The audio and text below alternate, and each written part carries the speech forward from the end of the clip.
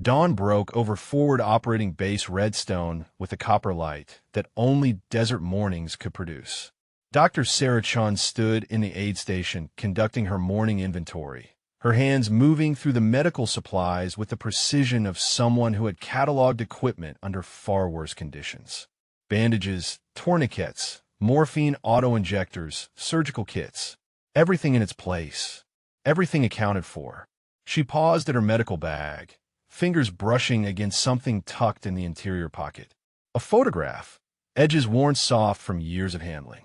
The image showed 8 figures in tactical gear, faces obscured by balaclavas and shadow, standing before a Black Hawk helicopter.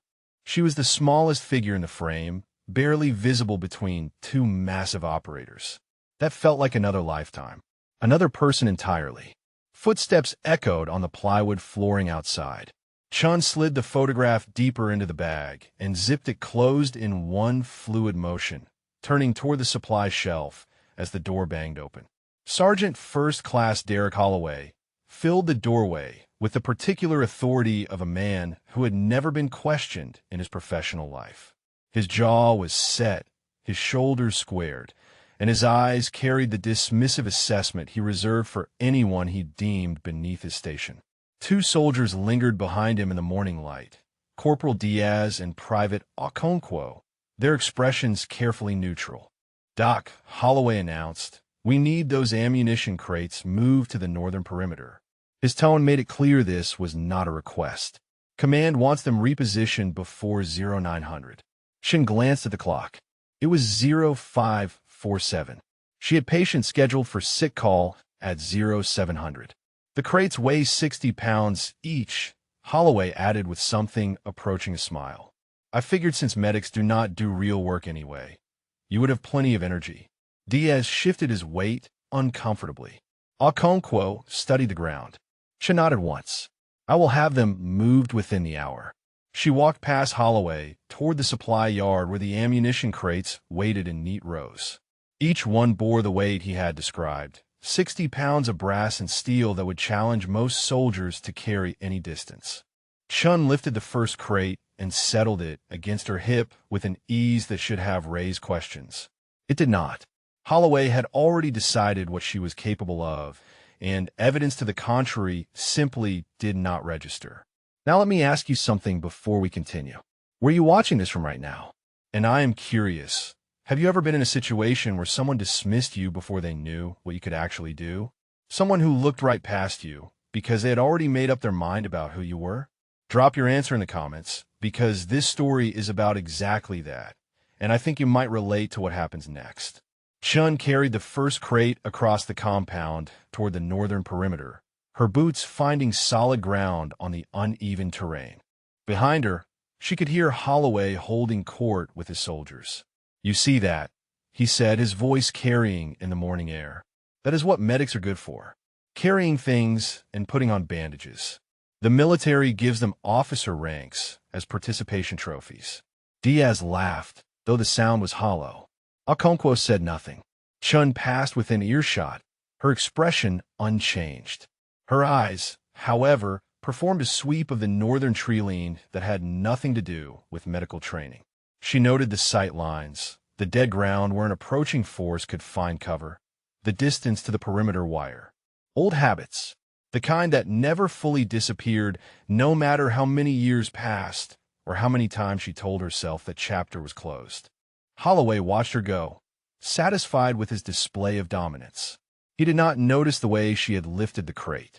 He did not notice her scanning the terrain. He saw a medic because that was all he had decided to see. The sun climbed higher as Chun made her 4th trip across the compound.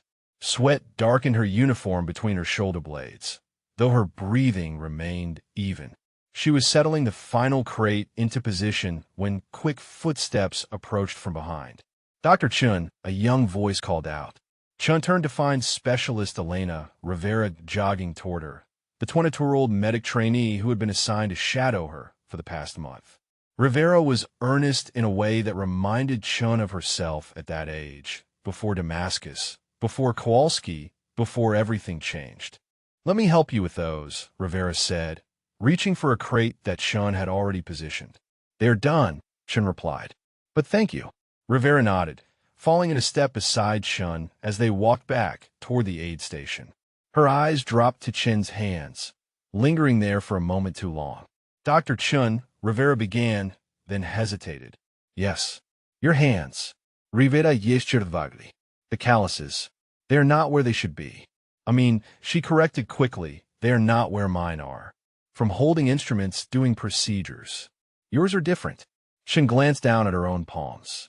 The calluses Rivera had noticed were in the webbing between thumb and forefinger, along the pad below the pinky, across the first knuckle of the index finger.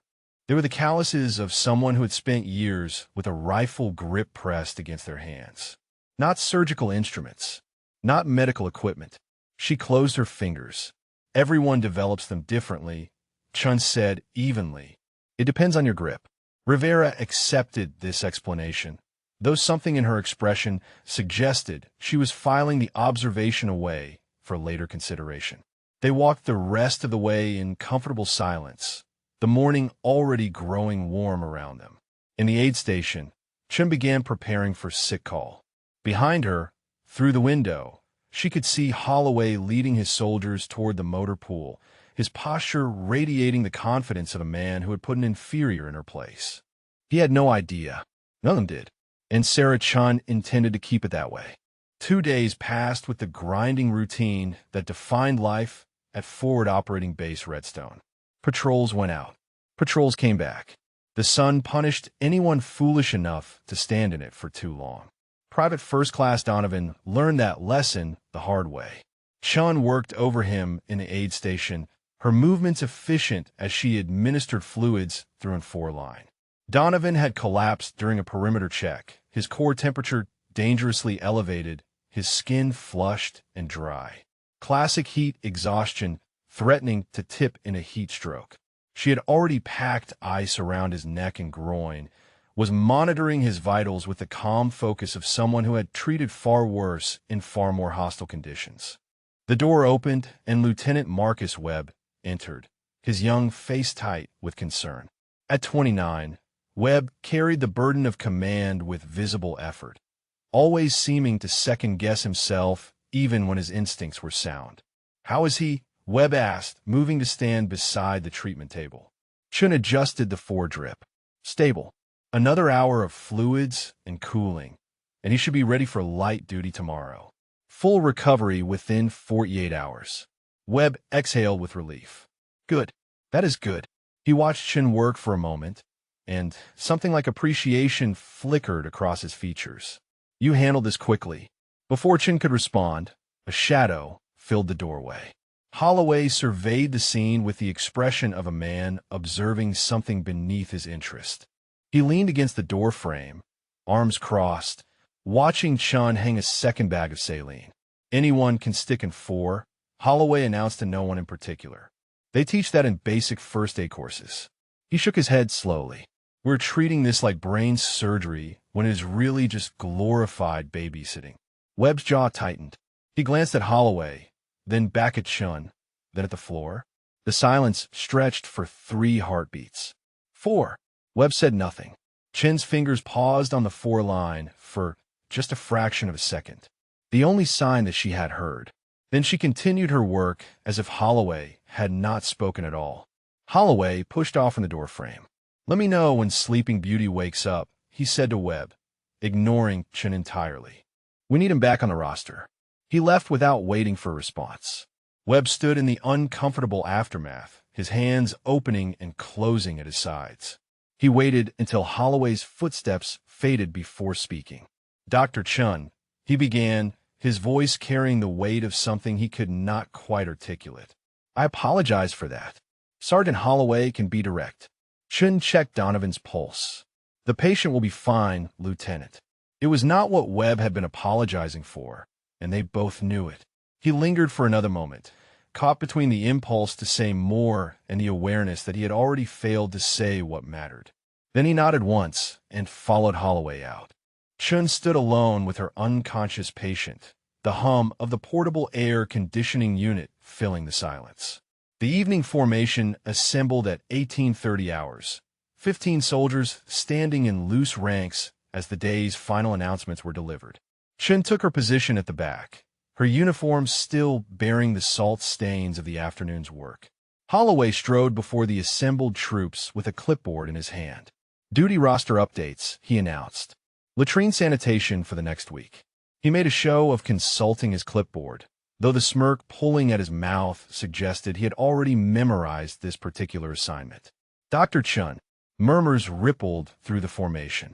Latrine duty was rotated among junior enlisted privates and specialists who had not yet earned their way past the least desirable tasks. It was never assigned to officers. It was certainly never assigned to medical personnel. Chen's expression did not change. She simply said, "Understood, Sergeant." Holloway's smirk faltered for just a moment, denied the reaction he had been seeking. He recovered quickly, moving on to other announcements, but several soldiers exchanged glances that spoke louder than words. Rivera found Chun behind the supply building after formation, her young face flushed with anger.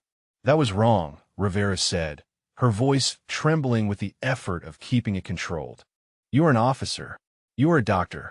He cannot assign you to clean toilets." Chun leaned against the building's corrugated metal wall, watching the sun sink toward the horizon. "He just did.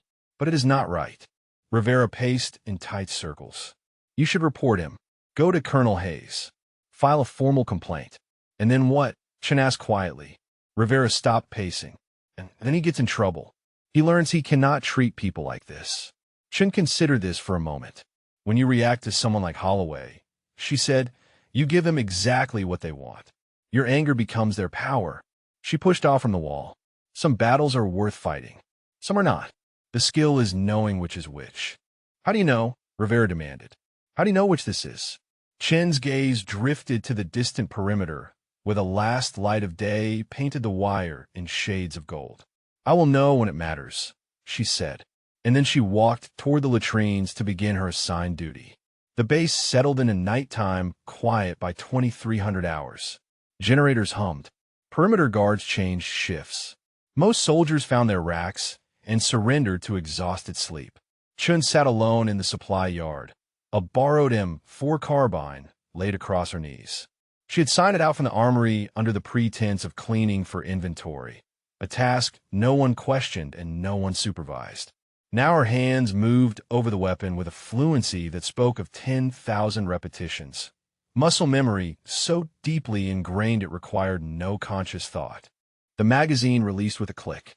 The charging handle drew back. The bolt carrier group slid free. The firing pin, the cam pin, the bolt itself. Each component separated from the whole and laid in precise order on the crate beside her. 23 seconds from complete weapon to field-stripped components. Chen sat motionless for a moment, studying the disassembled rifle in the dim light. Then her hands began the reverse process, each piece finding its home with mechanical precision, the weapon reassembling itself under her fingers like a puzzle solving itself. 17 seconds from components to functional weapon. She pulled the charging handle, checked the chamber, ensured the safety was engaged. The rifle was ready to fire. Not that she intended to fire it. Not tonight. Probably not ever again, if she had any say in the matter. But some skills could not be unlearned. Some instincts could not be buried deep enough. And on nights like this, when men like Holloway reminded her of all the reasons she had walked away from her former life, Chen found a strange comfort in knowing that the warrior still lived somewhere beneath the healer's hands. She field-stripped the weapon again, reassembled it again, faster each time.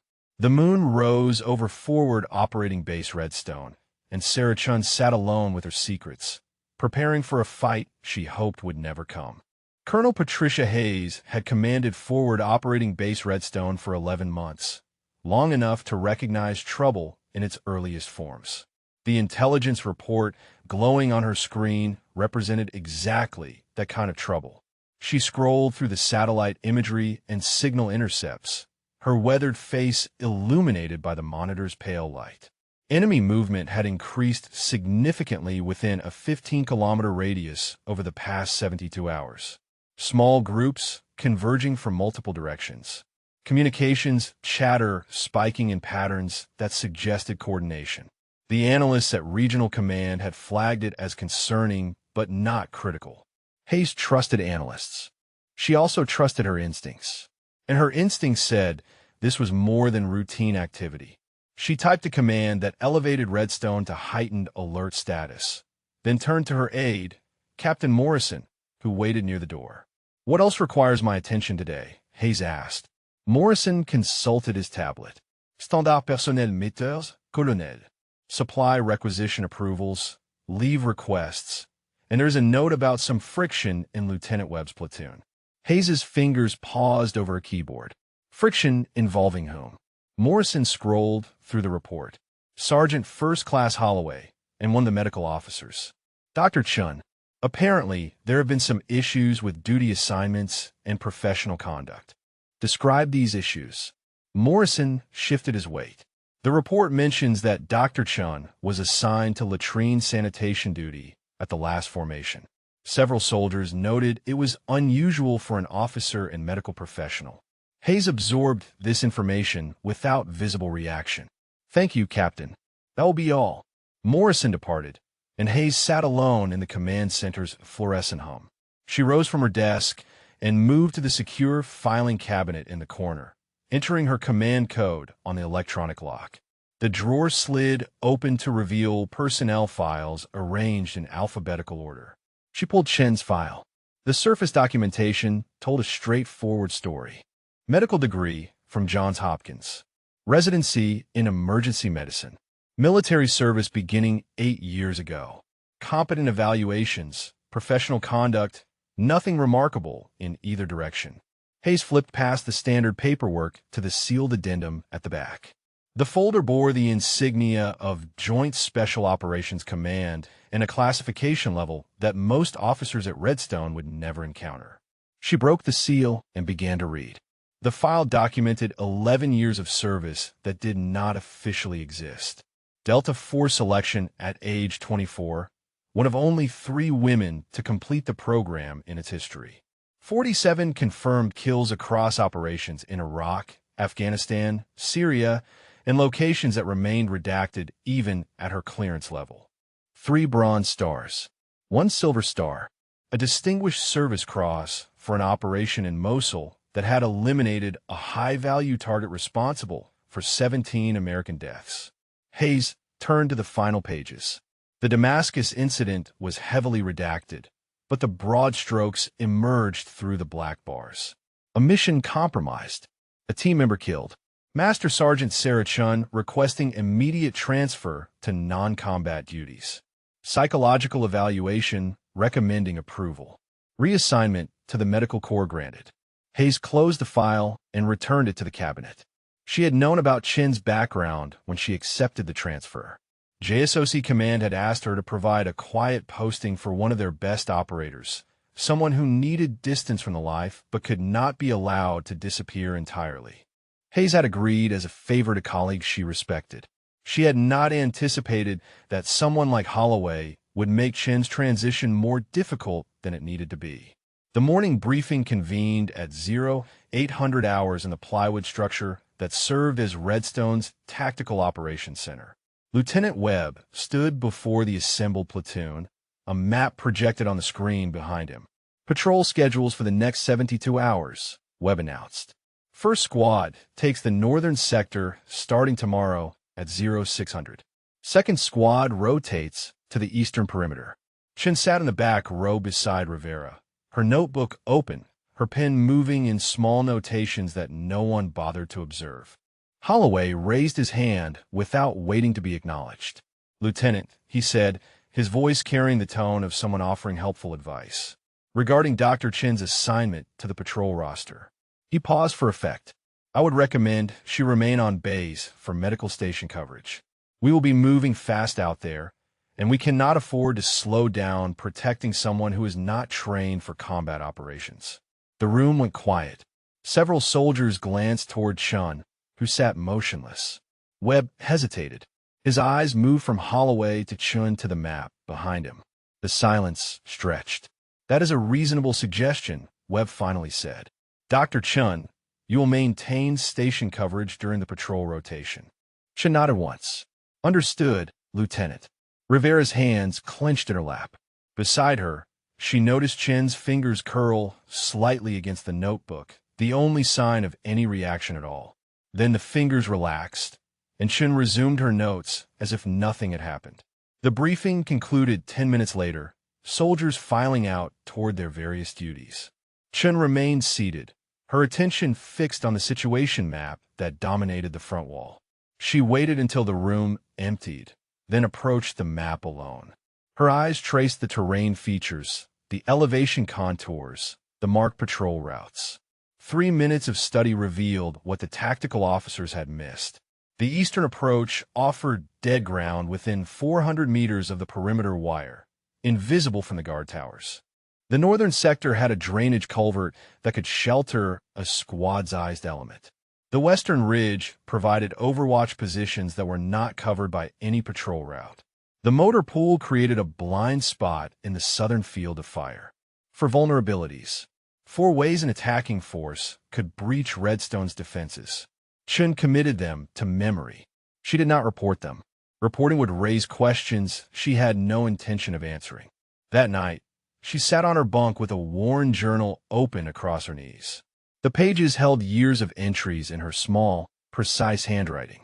She wrote about the briefing, about Holloway, about the vulnerabilities in the base's defenses that she had identified and chosen to ignore. Then her pen slowed, and she wrote about something else entirely. I thought I could leave it behind.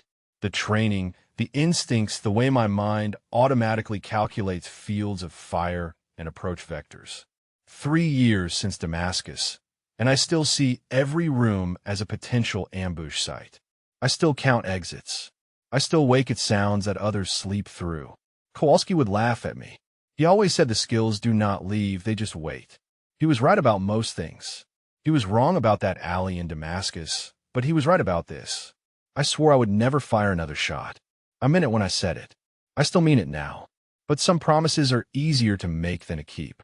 Chen closed the journal and stared at the ceiling of her quarters, listening to the distant hum of generators and the footsteps of perimeter guards.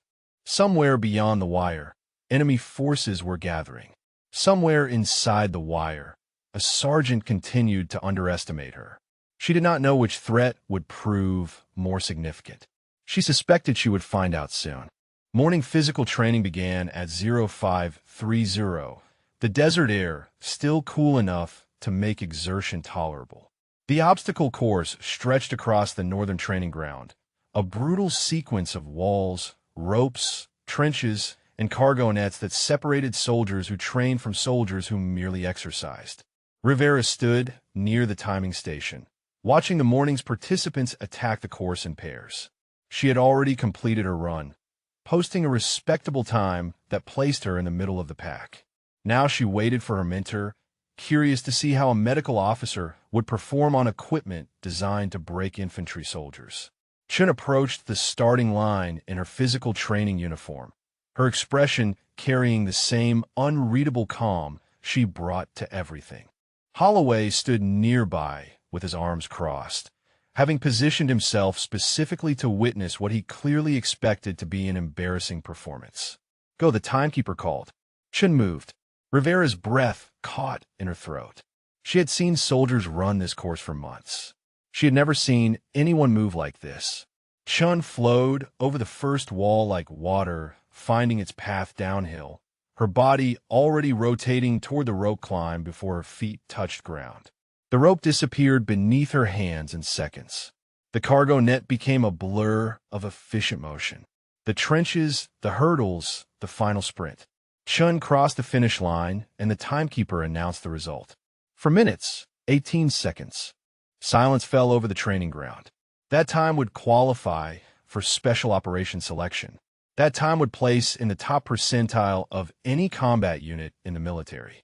That time did not belong to a medic.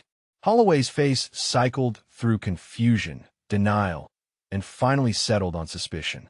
He strode to the timing station and examined the stopwatch. Malfunction, he announced loudly. The timer is broken. He turned to Chen with a smile that contained no warmth. Run it again. Document. Let us get an accurate reading this time. Chun wiped sweat from her forehead. Of course, Sergeant. She returned to the starting line. Rivera watched her mentor take a breath, watched something shift almost imperceptibly in her posture. When the timekeeper called go, Chun moved again. This time she stumbled slightly on the first wall. Her rope climb showed visible effort. The cargo net slowed her down.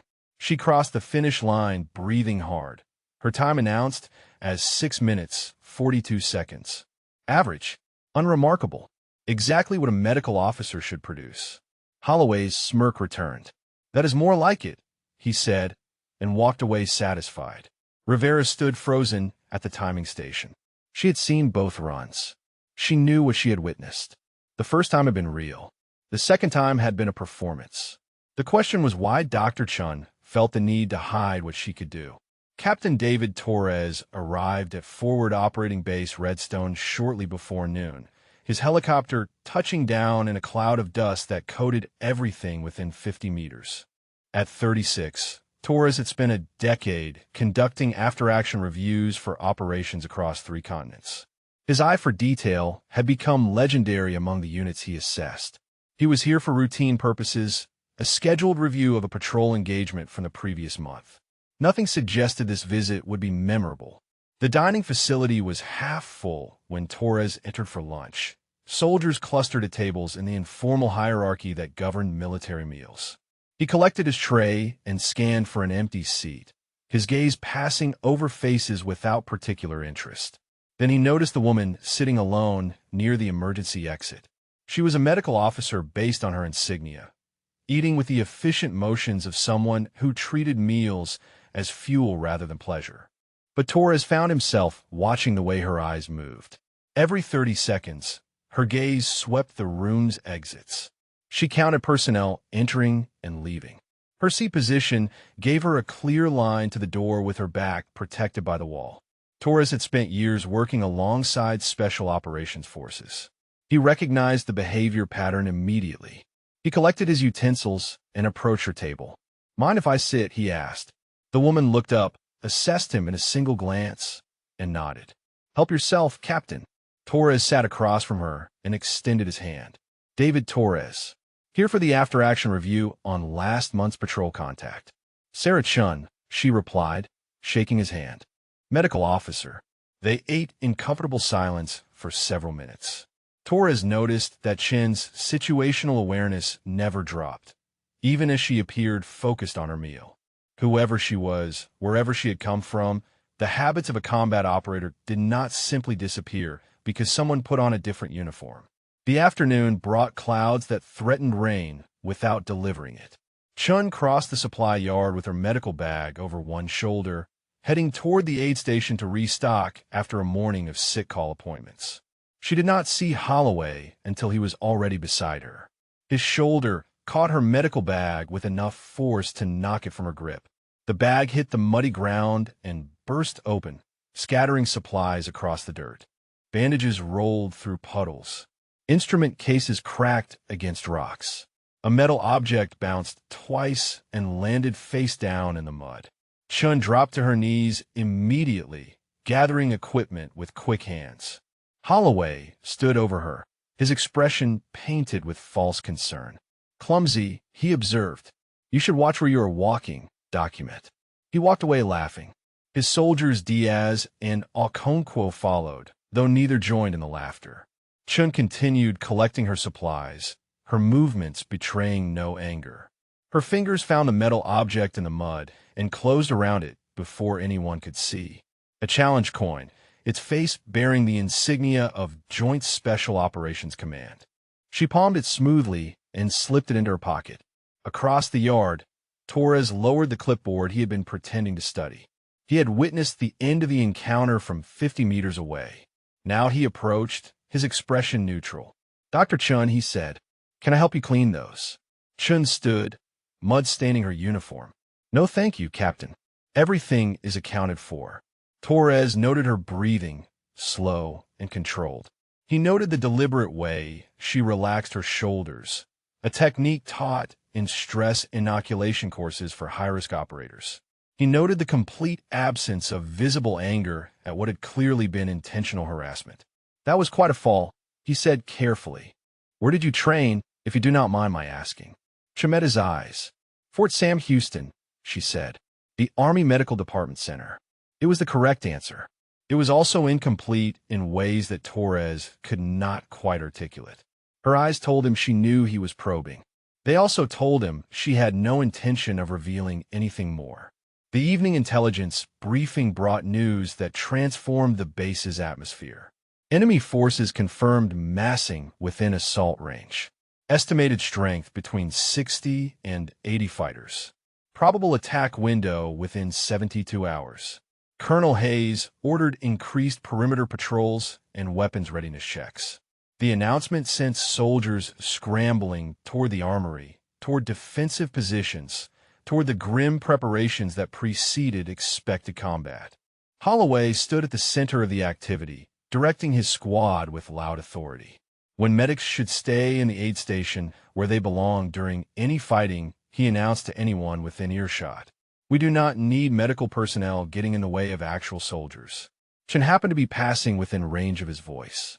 She paused, turned, and spoke clearly enough for surrounding soldiers to hear. "Of course, Sergeant," she said, "when you're wounded, would you prefer treatment in the field or evacuation back to base?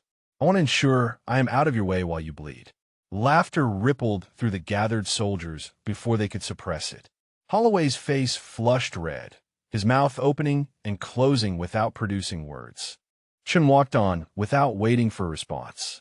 Behind her, for the first time since she had arrived at Forward Operating Base Redstone, the balance of power had shifted by the smallest degree. Torres watched from across the compound, adding another observation to his growing collection of questions about the base's medical officer. The first mortar round struck the northern perimeter at 0347 hours. Chun was awake before the explosion's echo faded, her body rolling from the bunk and finding the floor in a single motion that bypassed conscious thought entirely. 11 years of training did not ask permission. It simply acted. Alarms shrieked across Forward Operating Base Redstone as the second and third rounds impacted in rapid succession. Chin pulled on her boots, grabbed her medical bag, and sprinted toward the aid station through darkness split by muzzle flashes and the orange glow of fires. Radio chatter filled the night with fragments of chaos. Contact north. Contact east. Multiple breach points. They are inside the wire. Lieutenant Webb scrambled from the command post, weapon in hand, shouting orders that dissolved into the cacophony. He ran toward the northern perimeter where tracer rounds stitched bright lines across the sky. Behind him, soldiers poured from their quarters in various states of readiness, some still pulling on body armor as they moved. Chin reached the aid station as the first casualty arrived. Specialist Morrison, the same soldier she had treated for heat exhaustion days earlier, now lay on a stretcher with shrapnel wounds across his torso and legs. 2 soldiers had carried him in, their faces pale with shock. She worked without speaking, her hands finding wounds and applying pressure, tourniquets appearing where they were needed, morphine administered with precise dosage. Morrison's bleeding slowed.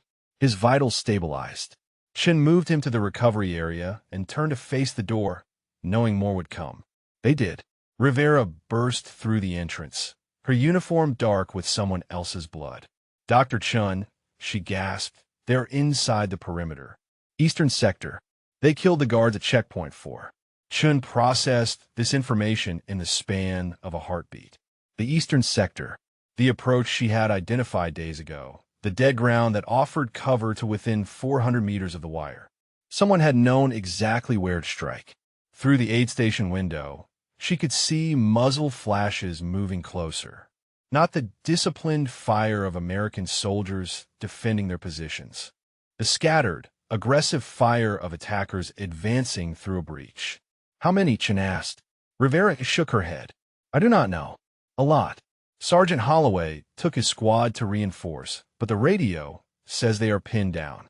As if summoned by his name, Holloway's voice crackled over the tactical frequency that played from the aid station's radio. "This is Holloway. Eastern Breach. We're taking heavy fire. 3 men down.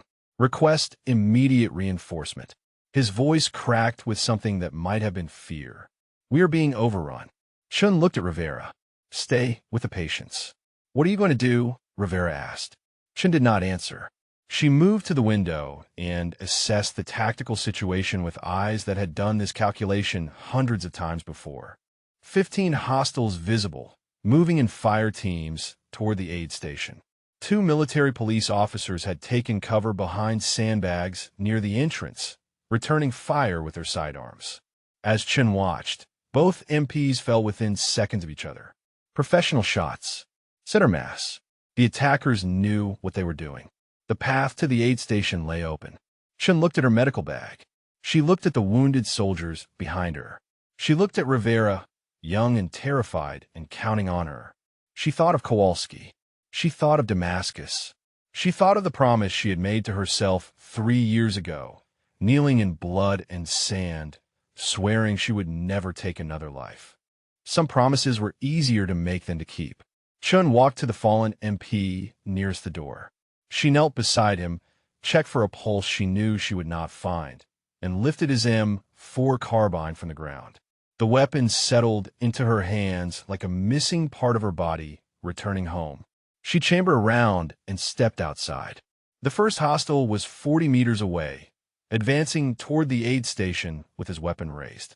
Chin's shot took him center mass before he registered her presence. He dropped without a sound. The second hostile appeared from behind a generator, already turning toward the source of the gunfire. 2 rounds. Down. Third and fourth came together, moving as a team. Chin engaged them both before they could find cover. Both fell. Rivera watched through the window, her hands pressed against the glass. The woman she saw bore no resemblance to the calm medic who had mentored her for weeks. This woman moved like death itself given human form, flowing between cover positions, weapon rising and falling with mechanical precision, each trigger pull answered by another body hitting the ground. Chin advanced toward the eastern breach. Her movement patterns were textbook special operations, angles and cover and controlled aggression. 9 hostiles down in the first 90 seconds. She reloaded without breaking stride, the magazine change taking less than 2 seconds. The defenders at the eastern perimeter heard the gunfire shift direction. They heard the enemy's coordinated advance dissolve into confusion. They heard shots coming from behind the attacking force, methodical and precise, each one followed by a scream or the heavy sound of a body falling.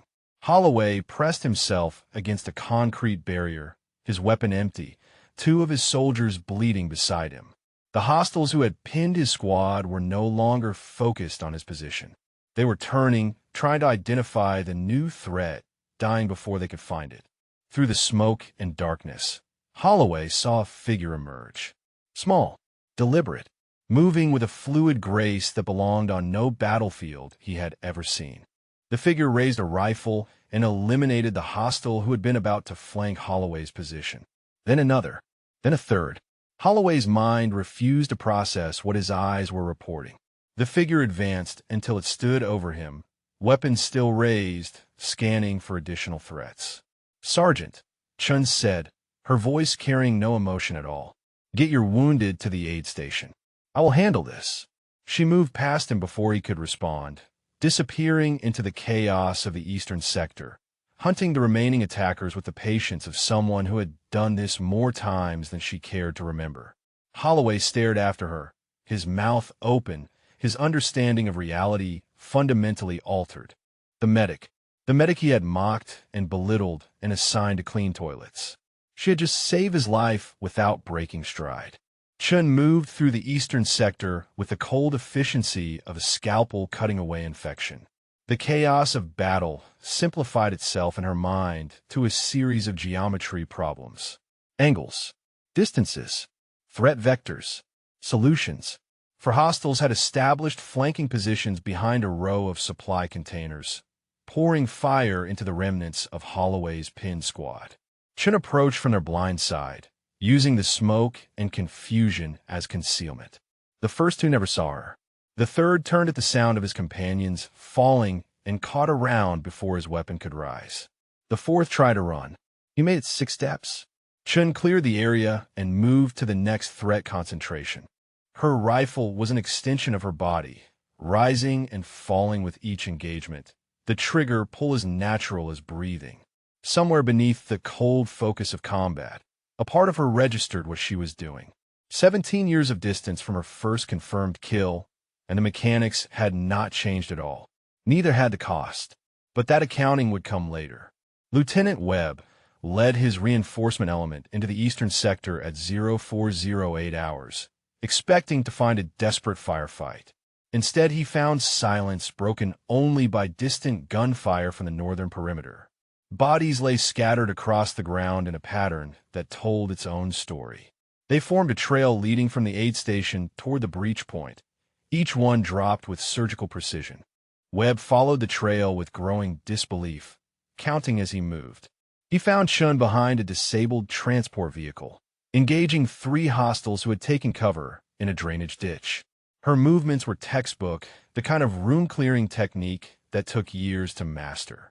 She eliminated all 3 targets in under 4 seconds, then swept the vehicle interior with her weapon raised before lowering it. Webb had witnessed this level of skill exactly twice in his career. Both times had been during joint exercises with Delta Force operators. "Dr. Chun," he said, his voice uncertain. Chun turned. Her face was blank, her breathing controlled, her weapon still at the ready position. "Lieutenant," she said, "the eastern breach is contained. Northern sector may still need support." She walked past him toward the next sound of gunfire, leaving Webb standing among the bodies of enemies she had killed with the casual competence of someone performing routine maintenance. The attack ended at 0412 hours, 25 minutes after the first mortar round struck. The gunfire tapered from a roar to sporadic exchanges to silence. Flares arced over the perimeter, illuminating a landscape of destruction and victory. Chun walked back toward the aid station through the aftermath. Her rifle remained raised, her eyes still scanning for threats that no longer existed. The transition from combat to calm was not a switch that flipped instantly. It was a gradual descent, a slow return from the place where killing became as simple as diagnosis. She passed Holloway near the motor pool. He was helping carry a wounded soldier on a stretcher, his uniform dark with blood that was not his own. Their eyes met across the distance. Holloway looked away first. Chun did not acknowledge the moment. Her mind had already moved forward to the next patient, the next wound, the next life that needed saving rather than ending. She entered the aid station and set the rifle against the wall, her hands finding their way back to bandages and sutures with the same precision they had applied to trigger and sight. Rivera stood in the corner, trembling. Not from fear of the attack. She had been afraid during the assault, certainly, but that fear had passed.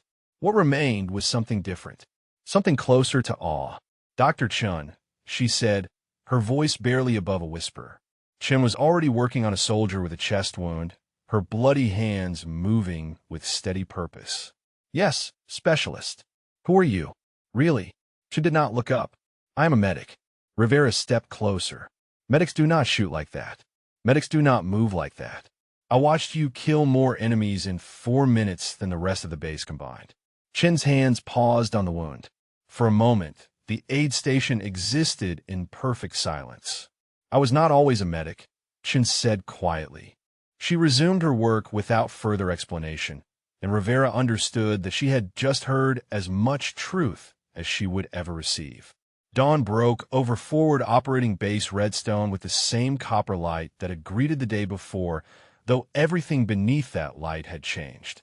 The casualty count finalized by 0600 hours.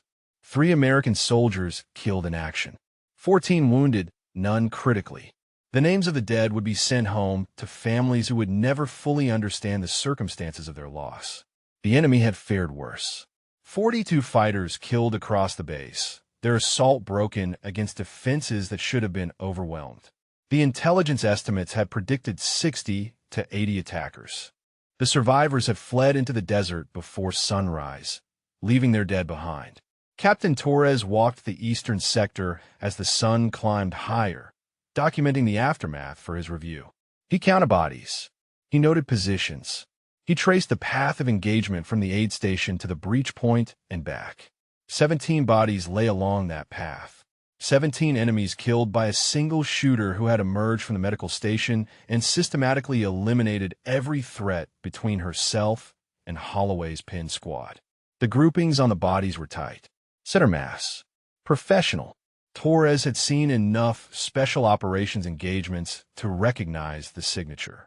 Whoever had made this walk had done it many times before. He already knew who that person was. The obstacle course. The situational awareness. The calluses on her hands. The way she had handled Holloway's harassment with the patience of someone who had endured far worse. Dr. Sarah Chun, medical officer, formerly something else entirely. Torres closed his notebook and walked toward the command post.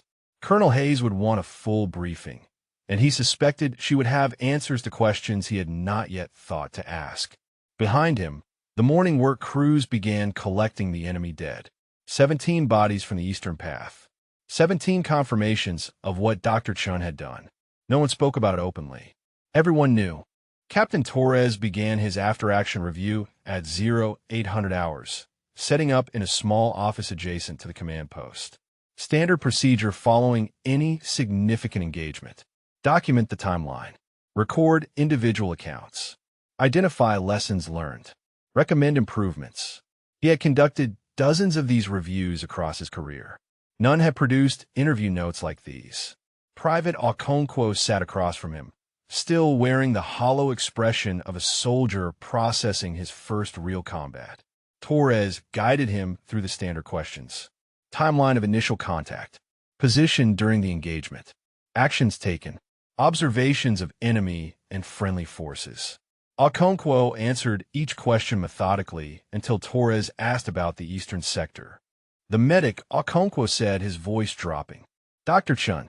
She came out of nowhere. I saw her drop 4 of them before I even understood what was happening. His hands trembled slightly. I have never seen anyone shoot like that. Not in training. Not in combat. Never. Torres made a note and moved to the next interview. Corporal Diaz told the same story from a different angle. He had been 30 meters from Chen's position when she engaged the first hostile. He described her movement, her weapon handling, her target transitions. He used words like surgical and mechanical and impossible.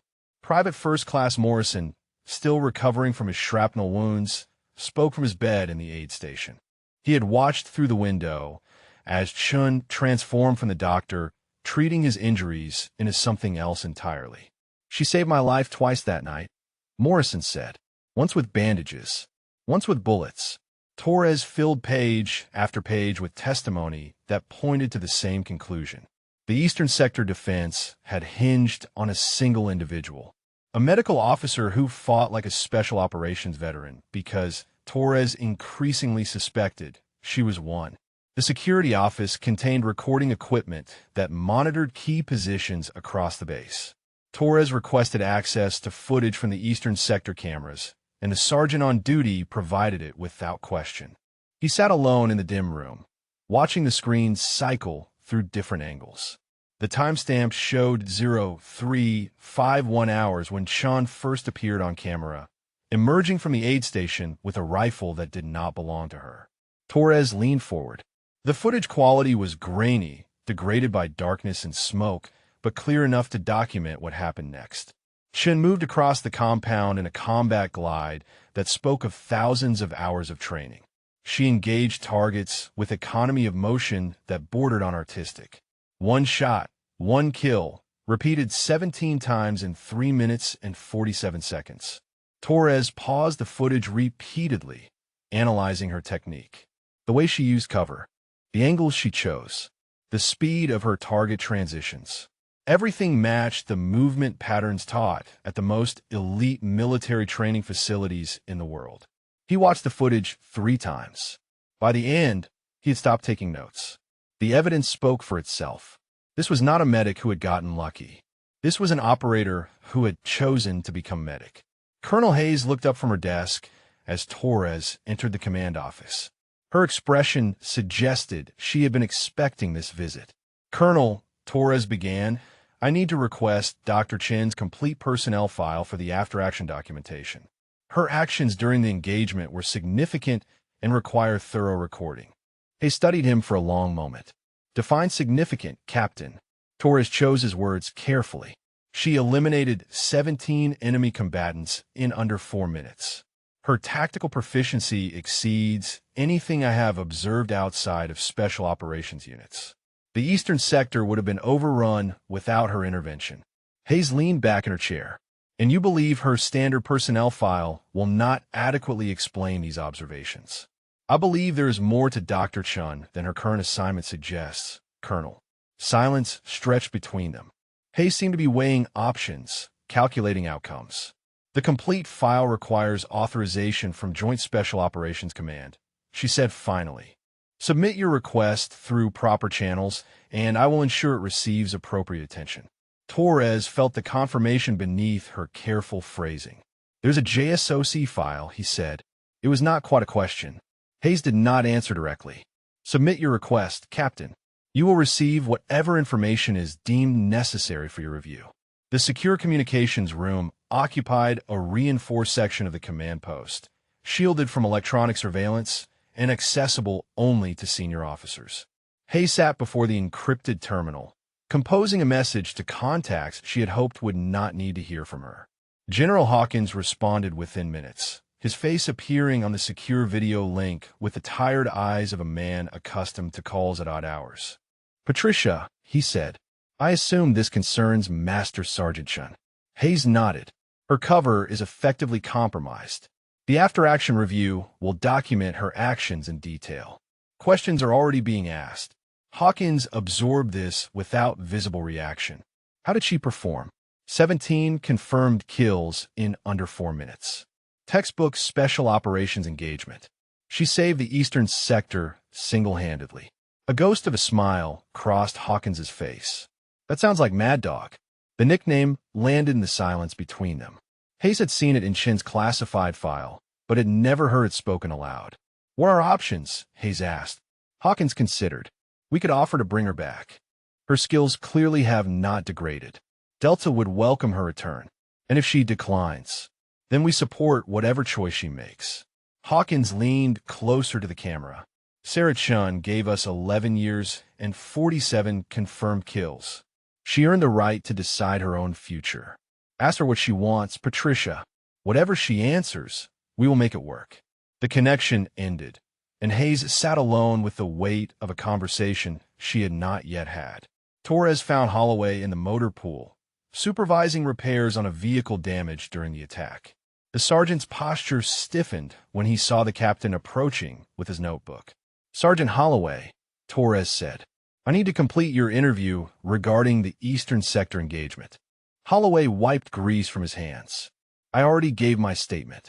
I have follow-up questions. Torres consulted his notes. Your initial statement credited supporting elements for eliminating the hostile force that had your squad pinned. Can you be more specific about these supporting elements? Holloway's jaw tightened. It was chaotic, Captain. Darkness, smoke, gunfire from multiple directions. Hard to identify specific individuals. Torres waited. I saw someone engaging the enemy from behind their positions. Holloway continued reluctantly. I cannot identify who it was at the time. Other witnesses have identified Dr. Chun as the individual who eliminated the threats to your position. Torres watched Holloway's face carefully.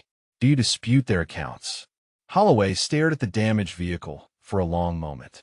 No, he said quietly. I do not dispute them. Torres made a final note in his file. The sergeant who had spent weeks belittling the medic could not bring himself to credit her with saving his life. Some truths, it seemed, were harder to speak than others. Rivera could not sleep. She lay in her bunk staring at the plywood ceiling, her mind cycling through images that refused to fade. Dr. Chun stepping out of the aid station with a rifle. Dr. Chun moving through the compound like a ghost made of violence. Dr. Chun dropping enemies with shots so precise they seemed choreographed. The woman Rivera had shadowed for weeks, learning wound care and triage protocols, had transformed into something unrecognizable in the span of a heartbeat. And now Rivera needed to understand how both versions could exist in the same person. She sat up in the darkness and reached for the small notebook she kept beside her bunk. By the dim glow of a flashlight, she began writing down everything she had observed since arriving at Forward Operating Base Redstone. The calluses on Chen's hands. Wrong placement for a surgeon or medic. Right placement for someone who spent years gripping a rifle. The obstacle course time. 4 minutes 18 seconds, then a deliberate second run at 6:42. Fast enough for special operations, then slow enough to avoid questions. The way Chun scanned rooms, counting exits, assessing threats, positioning herself with her back to walls. Habits that serve no purpose for a medical officer. The weapons cleaning in the supply yard. Field stripping an M4 in 23 seconds, reassembling in 17. Rivera had timed it without Chen knowing. Those speeds exceeded what most infantry soldiers could achieve. The reaction to Holloway's harassment. Not fear, not anger, just patient observation. The calm of someone who had faced far worse and knew this particular threat was manageable. Each observation meant little in isolation. Together, they formed a picture that Rivera was only now allowing herself to see.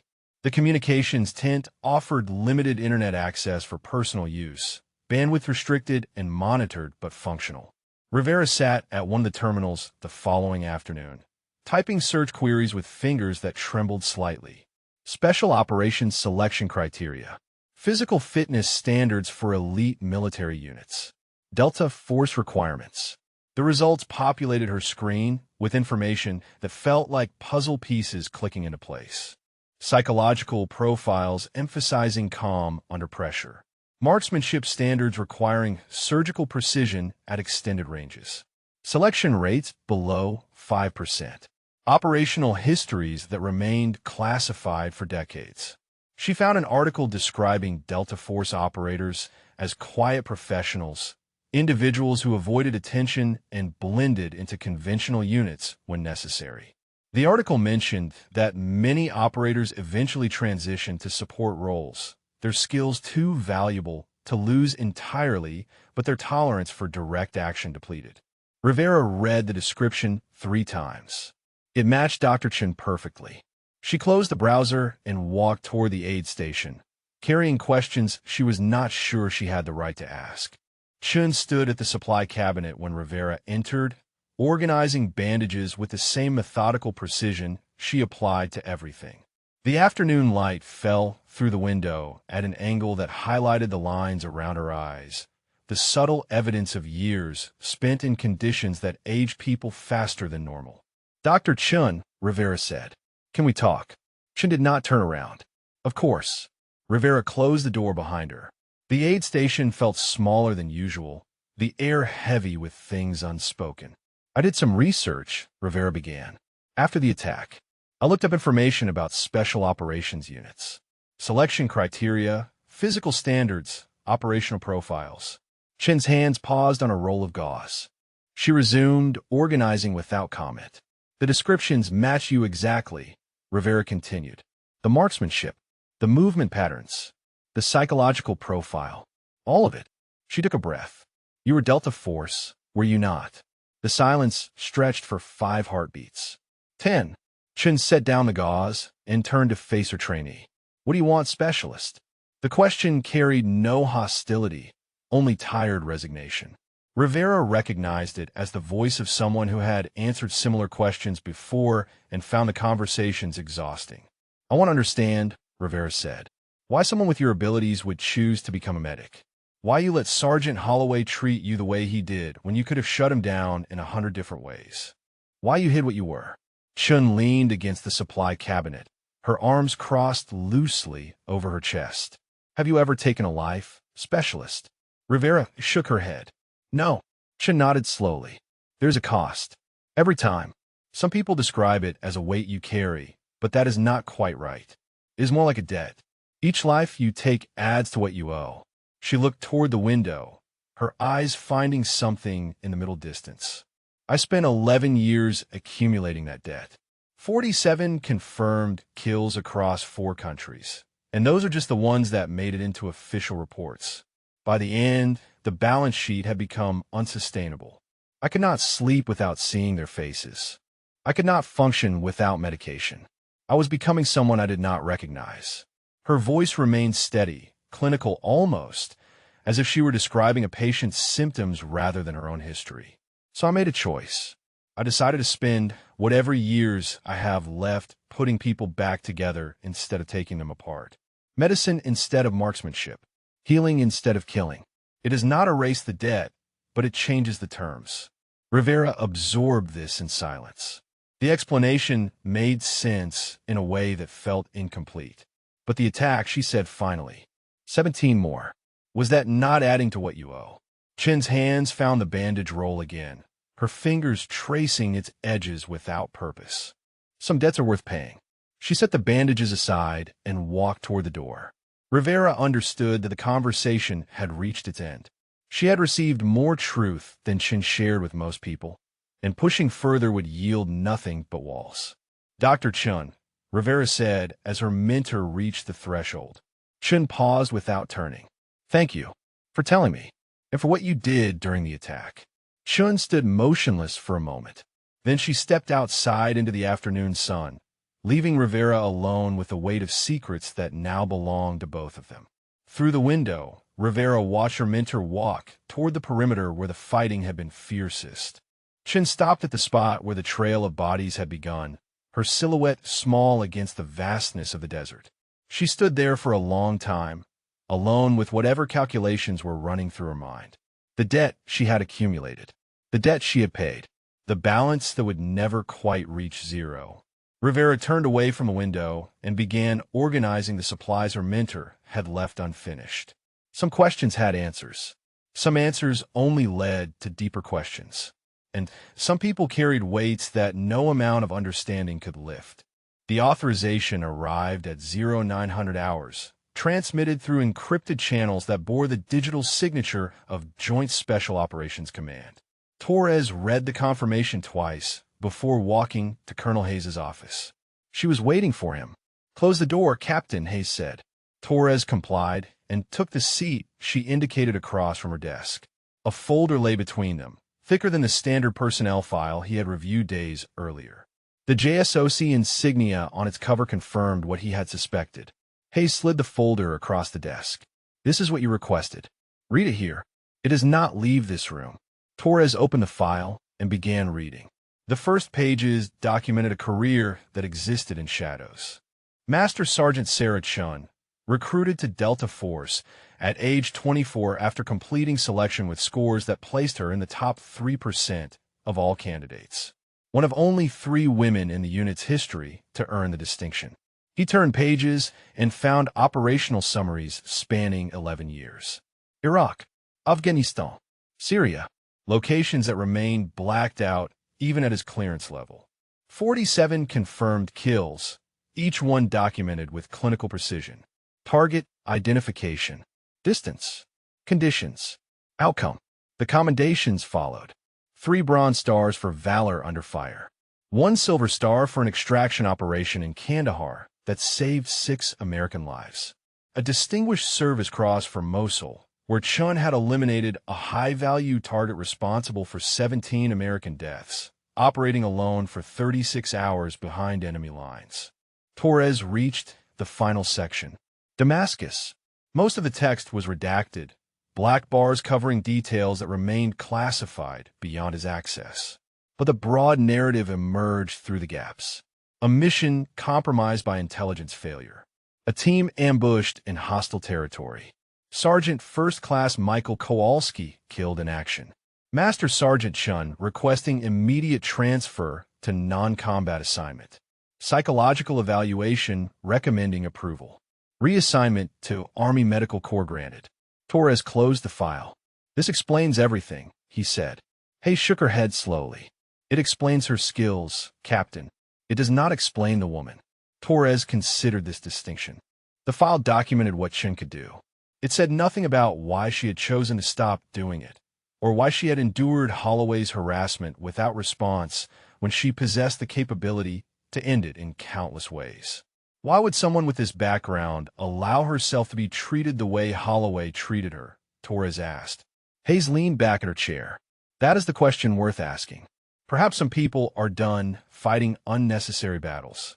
Perhaps she had nothing left to prove to men like Holloway. Perhaps she simply wanted to be someone different than the person in that file. Torres nodded slowly. The explanation felt incomplete, but true. How should the after-action review handle her identity? He asked. Hayes was quiet for a moment. The official record will credit responding personnel for the Eastern Sector Defense. Sufficient to document the outcome without revealing classified information. She met his eyes. The classified record will document everything. Her actions will be recognized through appropriate channels. Torres understood. Two versions of the truth. One for public record, one for those with clearance to know. It was how the special operations community had always functioned. He left the file on Hayes's desk and walked out into the morning sun, carrying knowledge that changed nothing and everything simultaneously. Holloway found Webb outside the briefing room after the morning operational update, catching the lieutenant before he could disappear into the rhythm of daily duties. "Sir," Holloway said, his voice lower than usual. "People are talking. About the medic. About what she did during the attack." Webb stopped walking. "What are they saying?" Holloway's jaw worked silently for a moment. That she was Special Forces. Delta or something similar. That she killed half the enemy force by herself. Webb studied the sergeant's face. "Does that change what she did?" Holloway blinked. "I do not understand the question, sir." Webb turned to face him fully. "You spent weeks treating Dr. Chan like she was beneath you, like she did not belong here, like her job made her less valuable than yours." He paused. "Now you know she has more combat experience than anyone on this base. Does that change how you see what happened?" Holloway opened his mouth, closed it, opened it again. "I do not know what to think," he admitted. "Maybe that is the point, Sergeant." Webb's voice carried an edge that had not been there before. "We never thought about her at all. We just assumed she was less than us because of her job title. We never considered that someone might choose to be a medic after being something else. We never asked." Holloway stood in silence, unable to formulate a response. Webb walked away without waiting for one. Colonel Hayes summoned Chun to the command office at 1400 hours. The message gave no indication of the meeting's purpose, only the time and location. Chun arrived expecting discussion of the attack, perhaps questions about her actions for the official record. She had prepared careful answers that acknowledged her role without revealing details that would complicate her current assignment. Hayes closed the door behind her. "Have a seat, Master Sergeant." The rank landed like a physical blow. Chun had not heard those words directed at her in 3 years. She sat slowly, her face betraying nothing despite the sudden acceleration of her heartbeat. Hayes settled into her own chair across the desk. "I spoke with General Hawkins yesterday. He sends his regards. He also sends an offer." Chun waited. "JSOC has observed your actions during the attack with considerable interest. Your skills have clearly not degraded during your time in the Medical Corps. They are prepared to return you to operational status immediately if you choose to accept." The words hung in the air between them. A door Chun had closed 3 years ago suddenly reopened. "You have 72 hours to decide," Hayes continued. "Whatever you choose, you will have the full support of your command. This is not pressure, Doctor. This is an opportunity. What you do with it is entirely your decision." Chun sat motionless for a long moment. "Thank you, Colonel," she said finally. "I will consider the offer." She rose and left the office without further comment. The eastern perimeter looked different in daylight. The bodies had been removed, the brass casings collected, the blood absorbed in a sand that had witnessed countless deaths across countless centuries. Nothing remained to mark what had happened except the memories of those who had been there. Chun walked the path she had taken during the attack, her footsteps tracing the route from the aid station to the breach point. She paused at each position where she had engaged a target, remembering the angle, the distance, the fraction of a second between trigger pull and impact. 17 positions. 17 lives ended by her hands. She had saved more than she had killed. The math was simple. 3 American soldiers dead, 14 wounded. Without her intervention, those numbers would have been far worse. The equation should have balanced in her favor. It never did. Chen stood at the breach point where she had found Holloway's squad pinned down, where she had eliminated 4 hostiles in as many seconds, where the sergeant who had mocked her for weeks had looked up to find his useless medic standing over him with a smoking rifle. She thought about the offer waiting on Hayes' desk. Delta Force. Operational status. A return to the life she had fled 3 years ago. She thought about Kowalski bleeding out in that Damascus alley, telling her to go while he held the corridor. She thought about the weight she carried and the weight she had just added. 72 hours to decide who she wanted to be. Chen turned and walked back toward the aid station, where wounded soldiers waited for a healer's hands instead of a killer's aim. Holloway found Chen in the aid station 2 days after the attack, standing in the doorway for nearly a minute before she acknowledged his presence. She was cataloging supplies, her hands moving through the familiar inventory with mechanical precision. Bandages, sutures, morphine auto-injectors. The same routine she had performed 100 times before, unchanged by everything that had changed. "Sergeant," she said without turning, "is there something you need?" Holloway stepped inside. The door swung shut behind him, leaving them alone in the antiseptic quiet. "Why did you never say anything?" he asked. Chen set down a roll of gauze. "Say anything about what?" "About who you are. What you were." Holloway's voice carried a rawness that surprised them both. "I spent weeks treating you like garbage, assigning you to clean toilets, mocking you in front of the entire unit. And you just took it. You never pushed back, never pulled rank, never mentioned that you had more combat experience than everyone on this base combined." Chen turned to face him. Her expression held neither anger nor satisfaction, only the steady calm that had defined her since her arrival. "Would it have mattered?" she asked. Holloway opened his mouth to answer, then stopped. The honest response sat in his chest like a stone he could not swallow. "I do not know," he admitted. Chen nodded slowly, as if this answer confirmed something she had already suspected. "Your opinion of me was never going to change based on words, Sergeant. You had decided what I was the moment you saw my insignia. Medical officer, non-combatant, someone beneath your notice." She paused. Nothing I said would have altered that perception. Only evidence could. Holloway stared at the floor.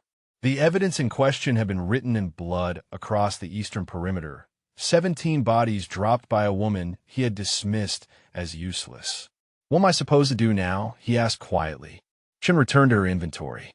"That is not my problem to solve." The words carried no cruelty, only fact. Holloway stood in the doorway for another moment, searching for something else to say, finding nothing. He turned and left the aid station without another word. Chen listened to his footsteps fade across the compound. She felt no triumph in the exchange. Holloway's reckoning was his own burden to carry. She had enough weight of her own. Lieutenant Webb arrived 30 minutes later, his knock hesitant despite his rank. "Dr. Chen," he said, "may I speak with you?" She gestured to the chair beside the examination table. Webb sat with the posture of a man preparing for confession. "I am submitting myself for formal counseling," he said. "Failure to address command climate issues within my platoon." Chen paused her work. "Is that necessary, Lieutenant?"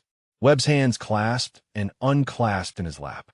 "I watched Sergeant Holloway harass a soldier under my command for weeks. I saw him assign you to inappropriate duties.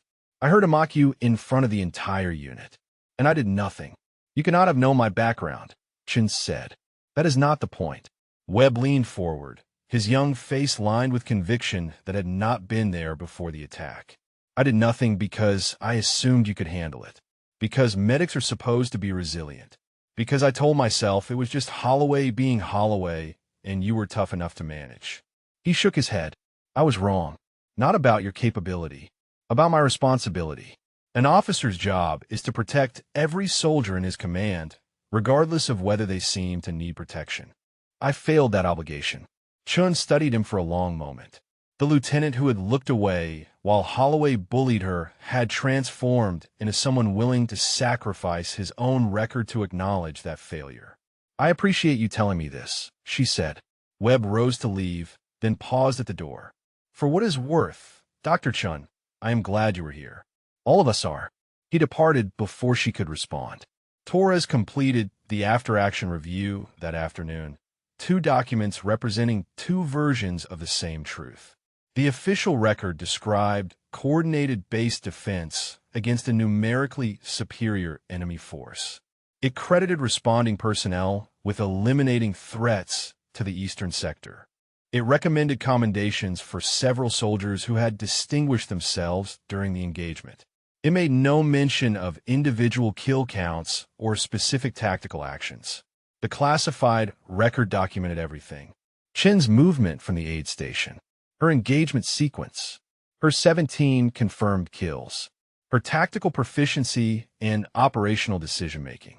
Torres recommended recognition through appropriate JSOC channels, noting that Master Sergeant Chen's actions had prevented the Eastern Breach from becoming a catastrophic failure.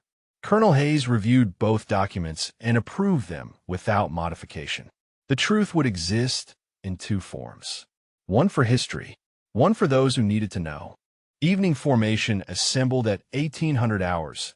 The entire base gathered in ranks as the sun descended toward the horizon. Colonel Hayes stood before them, her uniform pressed, her bearing commanding attention without demanding it. She spoke first of the attack, the timeline, the casualties, the soldiers who had given their lives defending forward operating base Redstone. Three names read aloud into the desert silence. Then she spoke of the defense. What happened 3 nights ago demonstrated something important, Hayes said. Capability exists in unexpected places. The people we overlook may carry skills we never imagined. The assumptions we make about who belongs where can be dangerously wrong. Her gaze swept across the assembled soldiers without settling on anyone in particular. Every person on this base serves a vital function. Medical personnel, support staff, infantry, intelligence. Each role requires training, dedication, and courage. None is inherently superior to another. She paused. I expect every soldier under my command to remember that lesson. Dismissed. The formation broke apart in the gathering dusk. Soldiers drifted toward the dining facility, toward their quarters, toward the quiet corners where they processed what they had witnessed and what it meant. Hayes found Chun standing apart from the dispersing crowd, watching the sunset paint the perimeter in shades of orange and gold. Dr. Chun, Hayes said, have you reached a decision? Chun did not turn. I have, Colonel. Hayes waited. I spent 3 years trying to become someone who heals instead of someone who kills. Chen's voice was steady, contemplative. One night of violence does not erase that work. It does not change what I want to be. You are declining Sock's offer, Hayes said. I am. Chen finally turned to face her commander. But I want them to know something. If my skills are ever needed again, truly needed, I will be ready. The warrior does not disappear because I choose to be a healer. She just waits. Hayes nodded slowly. I will convey that message. She walked back toward the command post, leaving Chun alone with the fading light. The decision had been made. The path forward was clear. Sarah Chun would remain a medic. She would continue saving lives instead of taking them. She would carry the weight of 47 kills plus 17 more, and she would balance that debt one patient at a time. The warrior would wait. The healer would work. And if the base ever needed her other skills again, she would be ready to pay whatever price the moment demanded. The administrative office occupied a small room adjacent to the command post, furnished with a metal desk, 2 chairs, and a filing cabinet that contained the official records of every soldier who had served at Forward Operating Base Redstone. Major Christine Delacroix sat behind the desk, Holloway's service record open before her. Sergeant First Class Holloway, she said, reading from the formal counseling statement. You are receiving this entry for failure to maintain professional standards in your interactions with fellow soldiers. Specifically, conduct unbecoming toward Dr. Sarah Chun over a period of approximately 3 weeks, including inappropriate duty assignments and public disparagement.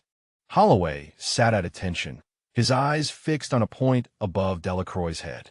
Yes, ma'am. Delacroix studied him. This entry will remain in your permanent record. It may impact future promotion considerations. Do you understand? Yes, ma'am. She set down the document. Do you have anything to say before we conclude? Holloway was silent for a long moment. The question invited excuse, justification, the kind of self-serving explanation that might soften the consequences. He found he had no appetite for any of it. I learned something important about judging people, he said finally. I will not make the same mistake again. Delacroix made a note on the counseling form. His acceptance of responsibility, offered without deflection or complaint. It was more than most soldiers managed when facing formal reprimand. Dismissed, Sergeant, she said. Holloway rose, saluted, and walked out into the afternoon sun. The weight of the counseling statement settled into his service record like a stone dropped into still water. He would carry it for the rest of his career. He found he did not mind as much as he expected. Rivera submitted her request for extended mentorship through official channels the following morning. The paperwork cited professional development goals and trauma medicine certification as primary objectives. What it did not mention was the real reason she wanted to continue learning for Dr. Chun. Chun approved the request without comment. Their first official session convened in the aid station at 1,400 hours, Rivera arriving with notebooks and questions prepared. Chun walked her through advanced wound assessment techniques, her hands demonstrating procedures that Rivera practiced on simulation dummies. An hour passed before Rivera found the courage to ask what she really wanted to know. Dr. Chun, she said, her hands pausing on a practice suture. Do you regret any of it? The years in Delta, the kills, the cost you described. Chun continued demonstrating the next technique, her fingers never faltering despite the weight of the question. I regret that it was necessary, she said. Wars happen because diplomacy fails. People like me exist because sometimes violence is the only remaining option. I wish we lived in a world where my skills were never needed. Her hands completed the suture with practiced precision. But I do not regret doing what needed to be done.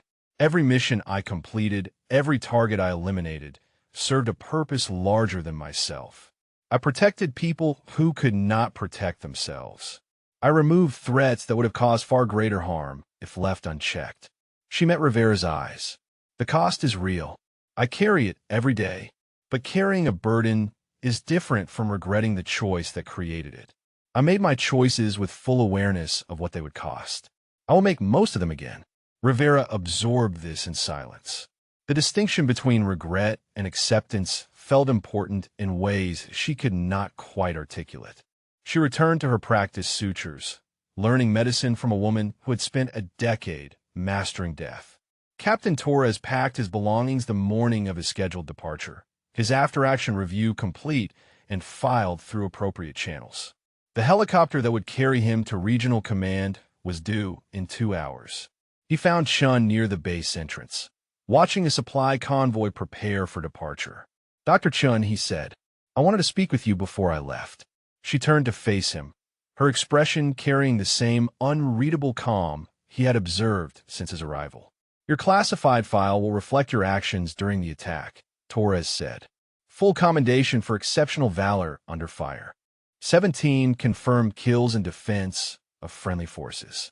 Recommendation for recognition through JSOC channels. She nodded once. Thank you, Captain. Torres hesitated. It is the least the record should reflect. We did save this base. The official documentation should acknowledge that, even if most people will never see it. Chun looked toward the horizon, where heat shimmer distorted the distant mountains. The record that matters is not on paper, Captain. Torres understood what she meant. The soldiers she had saved would remember. The families who would welcome those soldiers home would never know her name, but they would have their loved ones because of what she had done. That was the record that counted. Safe travels, Dr. Chun, he said. He walked toward the helicopter pad without looking back. The message arrived through unofficial channels 3 days later, routed through a network of contacts that existed outside formal military communications. A Delta operator at Fort Bragg had heard rumors about a medic at Forward Operating Base Redstone who had single-handedly broken an enemy assault. The details matched someone he had served with years ago. Chun read the message in the communications tent, the words glowing on the screen before her. Tell Mad Dog the family says hello. We heard what happened. Glad to know you still have it. The door is always open if you ever want to come home. Either way, we are proud of you. Signed, your brothers and sisters in the unit. Chun stared at the screen for a long time. Mad Dog. She had not heard that call sign since Damascus. The operator she had served with, the family she had left behind, still remembered her. Still claimed her as one of their own despite her departure. A smile crossed her face. Small, fleeting, but genuine. The first smile since the night she had picked up a rifle and become someone she thought she had left behind. She typed a brief reply. Tell the Mad Dog, receive the message. She is exactly where she needs to be, but she appreciates knowing the family remembers. She sent the message and logged off, carrying warmth she had not expected to feel. Colonel Hayes summoned Chun to the command office 1 week after the attack. The conversation was brief. JSOC has approved recognition for your actions, Hayes said. The Silver Star your second. The ceremony will be conducted through classified channels at a location to be determined. Chun absorbed this without visible reaction. With respect, Colonel, I would prefer to skip the ceremony entirely. Hayes shook her head. That is not how it works, Doctor. Recognition matters. Not for your sake, but for the record. Future operators need to know that service is acknowledged, even when it occurs outside official channels. Chun considered arguing further, then decided against it. It was worth asking, she said. Hayes almost smiled. It always is. Dismissed, Doctor. Chun left the command office with a second Silver Star incoming and no desire to stand on a stage while someone pinned metal to her chest. The recognition felt hollow compared to the weight of what she had done to earn it. 17 more names added to the list she carried. 17 more faces she would see when sleep finally came. The medal would go in a drawer somewhere, alongside the first Silver Star and the Distinguished Service Cross and all the other decorations that measured her value in bodies dropped rather than lives saved. She walked toward the aid station, where patients waited for a doctor's hands instead of a killer's aim. That was the recognition that mattered. That was the record she cared about. Everything else was just metal and ribbon and words spoken over graves. 3 weeks passed, and forward operating base Redstone settled into a rhythm that resembled normalcy. The eastern perimeter had been reinforced with additional barriers and improved sight lines. The guard rotation had been restructured to eliminate the vulnerabilities Chun had identified before the attack. Life continued in the space between what had happened and what might come next. Chun stood in the aid station treating Private Okonkwo for a minor infection, her manner unchanged from the weeks before the assault. The same methodical examination, the same calm instructions, the same quiet competence that had defined her since her arrival. Rivera observed from across the room, preparing supplies for the afternoon's sick call appointments. She watched her mentor work and saw both versions of the woman simultaneously. The healer whose hands moved with gentle precision. The warrior who had killed 17 enemies without hesitation. Both existed in the same body, separated only by circumstance and choice. Keep the wound clean and dry, Chun told Okonkwo. Change the dressing twice daily. Return in 3 days for follow-up. Okonkwo nodded, his eyes carrying something they had not held before the attack. Respect, certainly, but also something deeper. The awareness that the woman treating his minor infection had saved his life and the lives of his squad mates through skills she had hidden until the moment they were needed. Thank you, Dr. Chun, he said. The words carried weight beyond their simple meaning. Chun acknowledged them with a nod and moved to the next patient. Lieutenant Webb walked the perimeter during morning patrol, his boots tracing the same path he had walked dozens of times before. The eastern sector looked different now, not because of the physical changes, the new barriers and adjusted positions, but because of what he knew had happened there. He paused at the spot where Holloway's squad had been pinned down. The ground showed no evidence of the firefight. Sand had absorbed the blood. Wind had scattered the debris, but Webb could see it clearly in his memory. The muzzle flashes, the screaming, the desperate radio calls for reinforcement that no one could provide. And then Chun, emerging from the smoke like something out of legend, her rifle rising and falling with mechanical precision as she eliminated every threat between herself and the trapped soldiers. Webb had spent weeks failing to notice her, failing to protect her from harassment, failing to see past the insignia on her uniform to the person beneath. That failure would stay with him for the rest of his career, a lesson written in the lives she had saved while he stood paralyzed by assumptions. He resumed his patrol with a new habit forming in his mind, looking at every soldier differently now, wondering what capabilities might exist beneath surfaces he had never thought to examine. The dining facility hummed with the lunch crowd when Holloway approached Chen's table. She sat alone as she often did, eating with the efficient focus of someone who viewed meals as fuel rather than social opportunity. Holloway stood beside her table, his tray in his hands. "May I sit?" he asked. Chen looked up. Her expression offered neither welcome nor rejection. She gestured to the empty seat across from her. Holloway sat. For a long moment, neither spoke. The noise of the dining facility filled the silence between them. "I want to learn the tourniquet technique you used during the attack," Holloway said finally. "The one that saved Morrison." His hands adjusted the items on his tray without purpose. "My training covered the basics, but what you did was different. More effective." Chen studied him. The sergeant who had mocked her for weeks, assigned her to clean toilets, knocked her medical bag into the mud, was now asking her to teach him. She could have refused.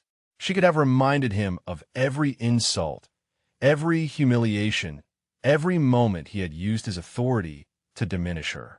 The opportunity for righteous rejection sat before her like a gift. Instead, she nodded. "I have time after 1,400 hours," she said. "Meet me at the aid station." It was not forgiveness. Forgiveness required an apology that Holloway had not offered and might never find the words to give. But it was a door that had not existed before, a possibility where only walls had stood. Holloway nodded once and began eating. They finished their meals in silence, two people who had been enemies discovering they might become something else. "Now I want to ask you something before we finish this story. Have you ever witnessed a moment when someone revealed capabilities that nobody expected them to have? Maybe at work, maybe in your family, maybe in yourself. Drop your answer in the comments and let me know if this story resonated with something in your own experience. And if you want to see more stories like this one, make sure you subscribe so you do not miss what comes next. Night settled over forward operating base Redstone with a gradual dimming that preceded full darkness. Chen sat on her bunk with her journal open, the pages illuminated by a small reading light clipped to the headboard. She wrote about the past 3 weeks, the routine that had returned, the patients she had treated, the training session with Holloway, which had been awkward but productive, the ongoing mentorship with Rivera, who asked fewer questions now, but listened more carefully to the answers. Then her pen slowed, and she wrote about something older. Kowalski would laugh at me. She could almost hear his voice, the gravel tone that years of cigarettes and combat had produced. The unit's deadliest sniper becoming a medic. He would find it hilarious, but he would understand why. He always understood the weight we carried. He felt it too, every mission, every trigger pull, every face that visited him in dreams. We talked about it once, in a safe house in Kandahar, both of us unable to sleep. He said the job required becoming someone you would not recognize in a mirror. The skill was remembering how to become yourself again when the mission ended. I forgot how to do that. After Damascus, after watching him die in that alley while I held the corridor, I could not find my way back to whoever I had been before, Delta. So I became someone new instead. A healer instead of killer. A doctor instead of an operator. The attack tested that choice. 17 more kills added to the 47 I already carried. 17 more faces for the dreams that still come despite the medication and the therapy and the years of distance. But I made peace with it. Some debts are worth paying. Kowalski taught me that too, in the last words he ever spoke. "Go," he said. "Save the ones you can. Do not waste time on the ones you cannot." I saved them. The soldiers in the aid station. Holloway squad. Everyone who would have died if I had kept my promise to never fire another shot. The debt increased. The balance shifted, but the account did not close. I am exactly where I need to be. Healer by choice. Warrior when necessary. Both versions of myself existing in the same body, waiting for circumstance to determine which one the world requires. Kowalski would understand. I hope wherever he is, he knows I am still saving the ones I can.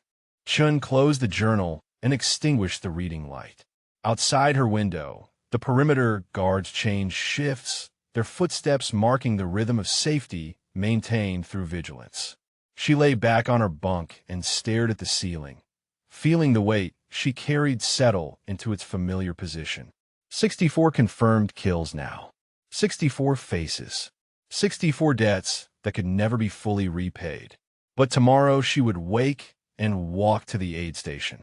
She would treat patients and train Rivera and continue becoming the person she had chosen to be. The warrior would wait in silence, ready if needed, patient if not.